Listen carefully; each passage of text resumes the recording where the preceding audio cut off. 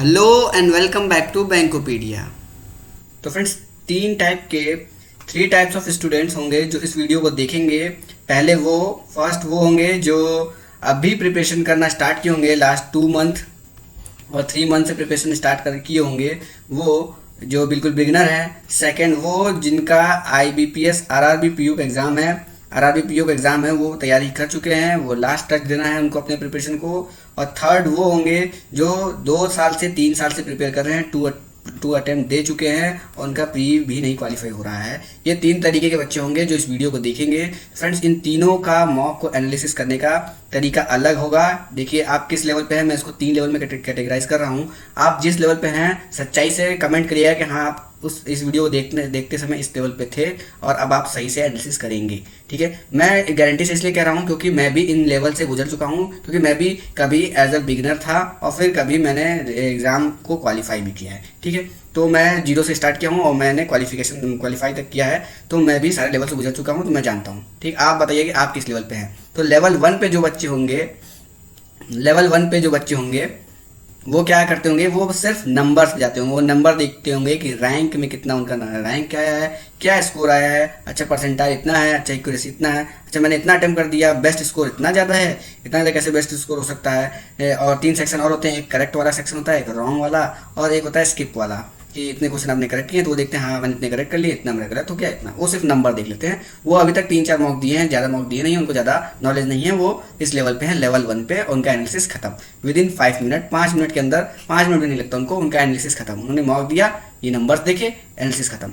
Second type के student वो हैं जो प्रिपरेशन बहुत सेकंड लेवल पे हैं, वो 6 महीने से ज़्यादा से वो प्रिपरेशन कर रहे हैं। उनको नॉलेज हो गया है कि परसेंटाइल क्या होता है, एक्यूरेसी क्या होता है, इन सारे टर्म्स के बारे में उनको नॉलेज हो गया है। बहुत सारी वीडियोस देख चुके हैं और बहुत सारे मॉक दे चुके हैं, 20+ मॉक दे चुके हैं। उन सारे वो बच्चे लेवल 2 पे हैं, वो एनालिसिस कैसे करते हैं, वो भी यही सब देखते हैं, नंबर्स देखते हैं। उसके बाद से उनके में क्या डिफरेंस है, वो आते हैं रॉन्ग वाले सेक्शन में। रॉन्ग में मैंने 15 रॉन्ग कर दिया है, स्किप में मैंने 20 स्किप कर दिया है। वो सबसे पहले रॉन्ग वाले क्वेश्चन को दोबारा से अटेम्प्ट करते हैं, क्या गलती हुई है, और फिर स्किप वाले क्वेश्चन को सॉल्व करते हैं कि अच्छी ये सब स्किप हो गया, इनको भी मैं बैठ के लगा लेता हूँ। करेक्ट पे तो जाते ही नहीं है, क्योंकि उनका करेक्ट हो गया, उससे तो उनको कोई मतलब ही नहीं है। तो स्किप वाले पे जाते हैं, देखते हैं, अटेम्प्ट करते हैं, सारे क्वेश्चन को सॉल्व करते हैं। उनका आधे घंटे में, मैक्सिमम 30 मिनट में एनालिसिस हो गया, और इसी चीज़ को वो एनालिसिस कहते हैं, जो कि एनालिसिस नहीं है। ठीक है, ये हो गया सेकंड लेवल पे। थर्ड लेवल पे कौन है फ्रेंड्स? थर्ड लेवल पे वो हैं जिनका सिलेक्शन होगा इस बार, और जो सिलेक्शन पा चुके हैं पिछली बार IBPS क्लर्क में, और मतलब किसी भी क्लर्क एग्जाम में पा चुके हैं, उनको PO बनना है तो PO की तैयारी कर रहे हैं, मतलब वो प्रो लेवल पे हैं, थर्ड लेवल पे हैं। वो कैसे एनालिसिस करते हैं, वो सही तरीके से एनालिसिस करते हैं। क्या एनालिसिस वो करते होंगे, इसी की बात हम करेंगे आगे वीडियो में। ठीक है, तो ये तीनों जो स्टूडेंट है पिछले साल जिनका नहीं हुआ है, अटेम्प्ट दिए हैं, उनके लिए भी, जो इस बार एकदम प्रिपरेशन कर चुके हैं, उनको लग रहा है कि मैं सिलेक्शन पा जाऊंगा, उनके लिए भी, और जो लोग IBPS PO की तैयारी कर रहे हैं, उनके पास अभी टाइम है 2-3 महीने का, बिगिनर है, उनके लिए भी। ठीक है, तो वीडियो को पूरा लास्ट तक देखिएगा। आइए शुरू करते हैं। तो फ्रेंड्स, एनालिसिस करना है मतलब अपनी गलतियों को खोजना है, क्या मैंने गलतियां की हैं, और इम्प्रूव करना है। क्या इम्प्रूव करना है? मार्क्स इम्प्रूव करना है, यही होता है एनालिसिस। अगर आपने सिर्फ नंबर्स देख लिए, ये मेरे नंबर आए हैं, इतने नंबर आए, उसे एनालिसिस नहीं कहते हैं। अगर आपने ये देख लिया कि हाँ मेरे ये रॉन्ग क्वेश्चन है, इसको मैंने सॉल्व कर लिया, और फिर ये मेरे स्किप वाले क्वेश्चन है, इसको भी सॉल्व कर लिया, हो गया एनालिसिस, तो ये भी एनालिसिस नहीं है। एनालिसिस का मतलब हुआ कि आप अपनी गलतियों को इम्प्रूव करेंगे और मार्क्स को इंक्रीज करेंगे। आपके मार्क्स का ग्राफ इस तरीके से बढ़ना चाहिए, तभी आपकी एनालिसिस हो रही है। तो राइट वे क्या है एनालिसिस का, उसको हम देखेंगे यहाँ पे। ठीक है, देखिए 3 सेक्शन है। देखिए 3 सेक्शन है। पहला है करेक्ट, जो आपने करेक्ट अटेम्प्ट किए हैं, दूसरा है रॉन्ग अटेम्प्ट वाला, तीसरा है स्किप वाला। ये 3 सेक्शन है, ये तीनों सेक्शन आपको मिलेंगे। ठीक है, अब हम एक एग्जांपल लेते हैं। सपोज करिए आपने 60 अटेम्प्ट किया हुआ है, 60 अटेम्प्ट है आपके। ठीक है, ये आपके अटेम्प्ट हो गए, जिसमें से आपने रॉन्ग कर दिया 12 रॉन्ग कर दिया, 12 रॉन्ग हो गए आपके। तो करेक्ट कितने हुए हैं? 48 करेक्ट हुए हैं। तो स्किप कितने हुए हैं? 100 क्वेश्चन है आपके IBPS PO की, मान लीजिए 100 क्वेश्चन है, तो 40 आपने स्किप किए हैं। ये तीनों नंबर आपको मिल गए। रॉन्ग किए हैं आपने 12, तो आपके मार्क्स कितने आएंगे फ्रेंड्स? मार्क्स आएंगे, अगर 12 गलत हो गया तो 48, 12 गलत हुआ 3 नंबर गया 45, 45 आपके मार्क्स आए हैं। मार्क्स आ गए 45। अब यहाँ से एनालिसिस चालू होती है। आप आएंगे, नंबर लेवल 1 पे हैं, मार्क्स देखा 45, अटेम्प्ट देखा 60, करेक्ट इनकरेक्ट हो गया 12, ओके, ऐसे हो गया खत्म। लेवल 2 पे हैं तो आप क्या करेंगे, 45 मार्क्स आए हैं, 60 अटेम्प्ट किए हैं, ठीक है, 12 गलत है, इनको सॉल्व करेंगे, 40 स्किप किया, इसको सॉल्व करेंगे, हो गया। लेकिन जो थर्ड लेवल वाले हैं वो क्या करते हैं, उसे देखिए। ठीक है, आपको भी वही करना है। 45 मार्क्स आपके आए हैं, ठीक, यहाँ पे आते हैं, अलग जगह बनाते हैं। 45 मार्क्स आए हैं, हमेशा आपके मार्क्स 35 से 45 के बीच आ रहे हैं। ठीक, क्यों आ रहे हैं? क्योंकि आप अटेम्प्ट आप 60 कर ले जा रहे हैं। 60 आप देखेंगे, जो पढ़े हुए बच्चे 4-5 महीने पढ़ चुके हैं, उनकी बात कर रहा हूँ, जो 4-5 महीने तैयारी कर चुके हैं, वो अटेम्प्ट 50 प्लस कर रहे हैं, 55 प्लस उनका अटेम्प्ट हो रहा है, बट मार्क्स उनका 35 से 45 के बीच आ रहा है। ये आप अपना टैली कर लीजिए, प्रीवियस मॉक उठा के, ऐसा ही हो रहा होगा। क्यों हो रहा होगा? आप उसमें जाएंगे, एक्यूरेसी का एक सेक्शन होगा, वो आपका कभी भी 85% के ऊपर नहीं होगा, हमेशा 85% के नीचे ही होगा।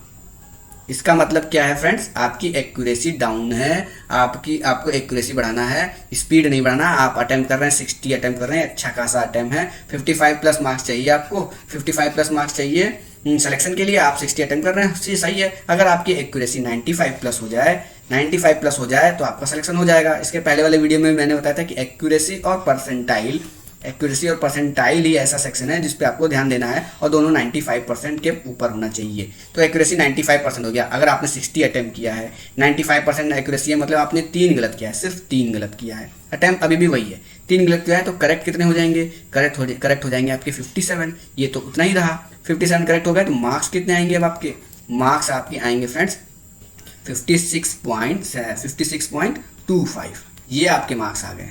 पहले मार्क्स था 45, अभी हो गया 56.45। क्या किया आपने? क्या किया आपने? स्पीड बढ़ाया? नहीं, स्पीड कुछ भी बढ़ाया? स्पीड बढ़ाया? नहीं बढ़ा, स्पीड नहीं बढ़ाया।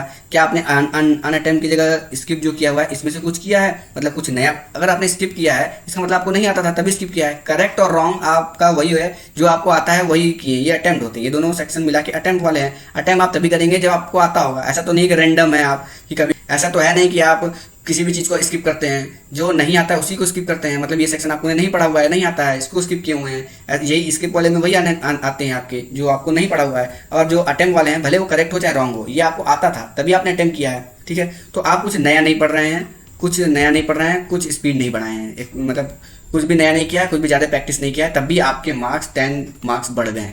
10 मार्क्स बढ़ गए। क्यों? क्योंकि आपने रॉन्ग क्वेश्चंस को कम कर दिया है, एक्यूरेसी को बढ़ा दिया है। अब ये रॉन्ग क्वेश्चन को कम कैसे करेंगे, इस पर बात करते हैं। तो यहीं से स्टार्ट होता है एनालिसिस। जैसे ही आपने पेपर्स दिया, मॉक टेस्ट दिया, आपके मार्क्स आ गए, ये सारे डाटा आ जाते हैं, एक्यूरेसी, परसेंटाइल, रैंक वगैरह सब आ गए। यहाँ पे आपके करेक्ट, रॉन्ग, ये सब आ गए। ठीक, आपको सबसे पहले जाना है कहाँ? रॉन्ग वाले सेक्शन में जाना है, क्योंकि यही सबसे इंपॉर्टेंट सेक्शन है, वेरी इंपॉर्टेंट सेक्शन होता है रॉन्ग वाला। रॉन्ग सेक्शन में जाना है, उसमें जितने क्वेश्चन रॉन्ग हुए हैं, 12 रॉन्ग हुए हैं, इन 12 क्वेश्चन को देखना है, पढ़ना है, क्यों रॉन्ग हुए हैं, वाई सर्च करना है। सबका वाई यहाँ पे अलग होगा। वाई आपका हो सकता है कि आप कोई माइनर मिस्टेक करें, ज़्यादातर 12 में से 7-8 क्वेश्चन ऐसे हैं जो आपके माइनर मिस्टेक हो रहे हैं। माइनर मिस्टेक मतलब आपको कोई कैलकुलेशन मिस्टेक हो गया, या गलती से आपने ए की जगह बी ऑप्शन लगा दिया, या फिर आपने क्वेश्चन को ही सही नहीं पढ़ा, ये सब होते हैं माइनर मिस्टेक। इसका मतलब आपका माइंड कंसंट्रेट नहीं है, आप गलती करते हैं, हड़बड़ी में हैं, आप बहुत ज़्यादा हड़बड़ी में हैं। माइनर मिस्टेक तभी होता है जब बहुत ज़्यादा हड़बड़ी में हो, मतलब जल्दी करने में लगे हुए हैं, ए की जगह बी पढ़ ले रहे हैं, ऑप्शन में ए की जगह बी लगा दे रहे हैं, ठीक है, प्लस की जगह माइनस कर दे रहे हैं कैलकुलेशन में। तो ये सब माइनर मिस्टेक है, तो आपको इस पर ध्यान देना पड़ेगा, इस पर सुधार करना पड़ेगा। किसी का वाई ये हो सकता है, किसी का वाई हो सकता है कि कुछ नया टाइप का क्वेश्चन है, अब वो मतलब स्किप करना नहीं आ रहा है, उसको स्किप नहीं करने आ रहा है उसको, मतलब नया टाइप का क्वेश्चन था तब भी वो अटेम्प्ट कर लिया और उसमें फंस गया है। मतलब बहुत तरीके के वाई हो सकते हैं। आपको अपना वाई ढूंढना पड़ेगा, क्यों आप गलत कर रहे हैं, और उस पर सुधार करना पड़ेगा। सबसे पहला काम यही होना चाहिए एनालिसिस का, कि आप रॉन्ग क्वेश्चन में जाएं और जितने भी रॉन्ग क्वेश्चन हुए हैं उसके वाई को फाइंड करें और उसको सुधार करें उसी टाइम। तभी मैं कहता हूं कि 1 घंटे का अगर मॉक है तो 2 घंटे आपको लगना है एनालिसिस करने में। जितने भी क्वेश्चन आपने रॉन्ग किए उन सब को वाई ढूंढना है, क्यों गलत हुआ ये क्वेश्चन क्यों हुआ, और अगली बार इस तरह की गलती नहीं होनी चाहिए।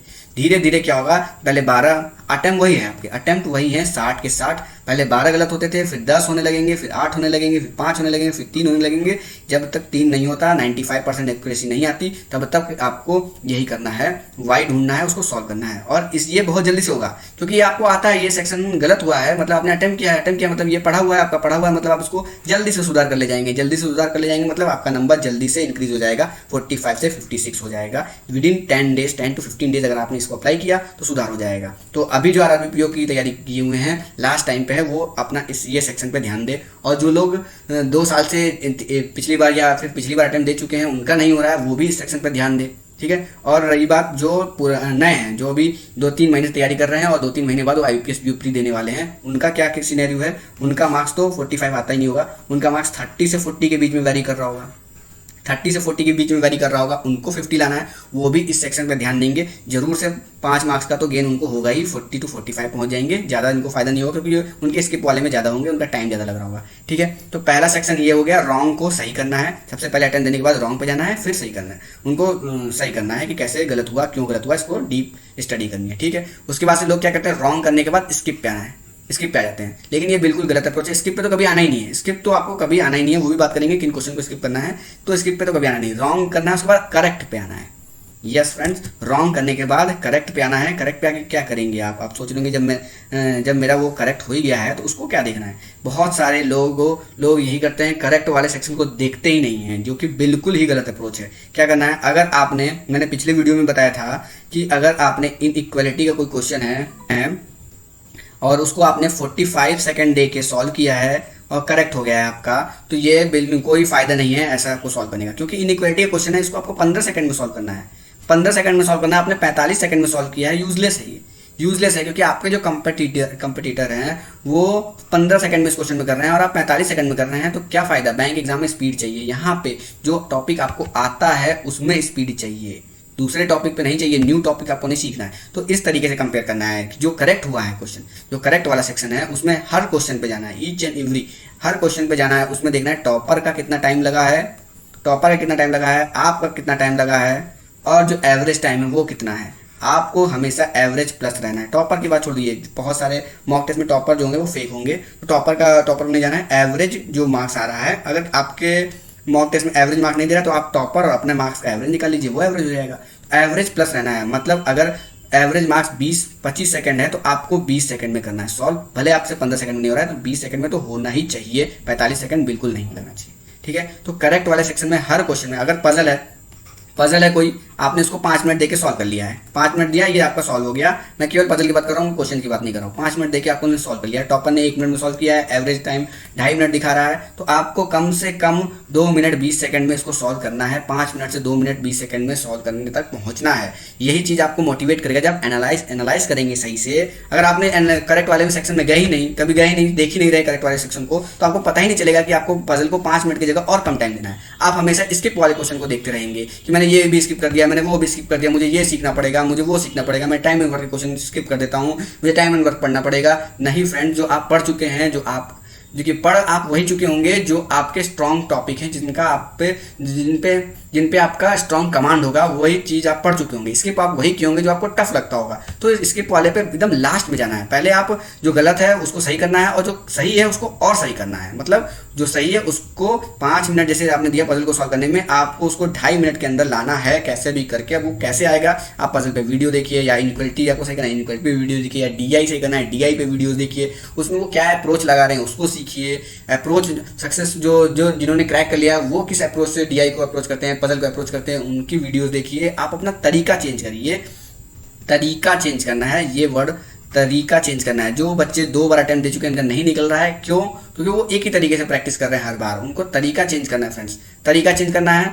जो टाइम है करेक्ट सेक्शन में, उसमें टाइम को हमेशा सारे टॉपिक्स के टाइम को आपको एवरेज प्लस मिलाना है, एवरेज के अंदर, एवरेज टाइम लग रहा है उसके अंदर करना है। जब आप इसमें टाइम रिड्यूस करेंगे ना, देखिए टाइम तो वही मिलेगा आपको 60 मिनट मिलेगा। 60 मिनट में आपने अभी 60 अटेम्प्ट कर रहे हैं, अभी आपका अटेम्प्ट 60 हो रहा है 60 मिनट में, और हमेशा 60 ही रहेगा अगर आप यही गलती करते रहेंगे। आप अटेम्प्ट 60 कर रहे हैं, वेल एंड गुड है। अगर आप रॉन्ग क्वेश्चन को सही करने लगे तो आपके मार्क्स 45 से 56 की तरफ ऐसे ही बढ़ गए, ठीक है। और अगर आपने करेक्ट को और सही टाइम और कम टाइम में करने लग गए तो अब आपके पास टाइम बचेगा स्किप वाले क्वेश्चंस को अटेम्प्ट करने का।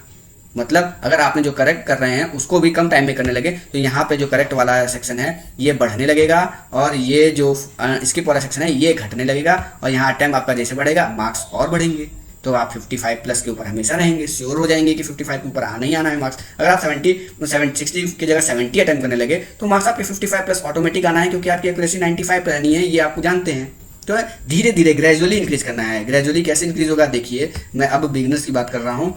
अगर कोई बिगिनर है वो 40 अटेम्प्ट कर पा रहा है, सपोज करिए उसने 40 अटेम्प्ट किया, अटेम्प्ट 40 हुआ तो स्किप कितने हुए होंगे, 60 हुए होंगे। 40 अटेम्प्ट हुआ और पहले 40 अटेम्प्ट हुआ और वो मान लीजिए 8 गलत कर रहा है, रॉन्ग किया उसने 8, करेक्ट किया है 32, मार्क्स आ रहे हैं उसके कितने 32 उसने करेक्ट किए हैं, रॉन्ग हुआ 8, मार्क्स आ रहे होंगे उसके 30 उसके मार्क्स आ रहे हैं। अब वो क्या करेगा, सबसे पहले रॉन्ग वालों को सही करने की कोशिश करेगा, 1 हफ्ते का टाइम देगा, वो अपनी माइनर मिस्टेक्स को सुधारेगा। ये रॉन्ग हो गए आपके 2, उसकी एक्यूरेसी होगी 95%, 95 परसेंटाइल होगी, परसेंट उसकी एक्यूरेसी हो गई। 2 गलत हो रहे हैं तो करेक्ट अब कितने हो रहेंगे, करेक्ट हो रहे होंगे उसके 38, रॉन्ग हो गए 2, मार्क्स उसके हो गए 37.5। देखिए मार्क्स 7.5 नंबर तो ऐसे ही बढ़ गया, उसको कुछ नया पढ़ना नहीं पड़ा। ठीक है, अब 38 क्वेश्चन जो वो सही कर रहा है उसमें वो देखेगा कि एवरेज से भी अब वो केवल 40 अटेम्प्ट कर पा रहा है, इसका मतलब तो श्योर है कि उसकी स्पीड कम है।